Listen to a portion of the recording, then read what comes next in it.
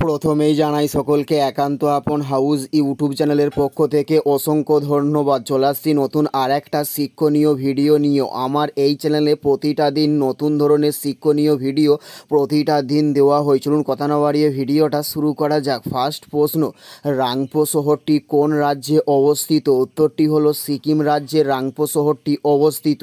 উত্তরটি হলো সিকিম রাজ্যে রাংপো শহরটি অবস্থিত। নেক্সট প্রশ্ন, ঘনীভবন কি? উত্তরটি হলো বাষ্প থেকে তরলের রূপান্তরকে ঘনীভবন বলা হয়। উত্তরটি হলো বাষ্প থেকে তরলের রূপান্তরকে ঘনীভবন বলা হয়। নেক্সট প্রশ্ন, সীমান্ত গান্ধী নামে কে পরিচিত ছিলেন? উত্তরটি হলো আব্দুল গফ্ফার খান সীমান্ত গান্ধী নামে পরিচিত ছিলেন। উত্তরটি হলো আব্দুল গফ্ফার খান সীমান্ত গান্ধী নামে পরিচিত ছিলেন। নেক্সট প্রশ্ন, মটিল প্রটোকলের সঙ্গে জড়িত কি? উত্তরটি হলো ওজোন স্তরের ক্ষয় মটিল প্রটোকলের সঙ্গে জড়িত।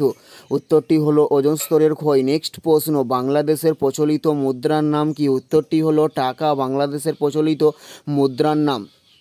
উত্তরটি হলো টাকা, বাংলাদেশের প্রচলিত মুদ্রার নাম। নেক্সট প্রশ্ন হলো ইউনেস্কোর সদর দপ্তর কোথায় অবস্থিত? উত্তরটি হলো প্যারিসে ইউনেস্কোর সদর দপ্তরটি অবস্থিত। উত্তরটি হলো প্যারিসে ইউনেস্কোর সদর দপ্তরটি অবস্থিত। নেক্সট প্রশ্ন, শ্রম দিবস কবে পালিত হয়? উত্তরটি হলো 1 মে শ্রম দিবস পালন করা হয়। উত্তরটি হলো 1 মে শ্রম দিবস পালন করা হয়ে থাকে। নেক্সট প্রশ্ন হলো পৃথিবীর দীর্ঘতম নদী কোনটি? উত্তরটি হলো নীল নদ পৃথিবীর দীর্ঘতম নদী।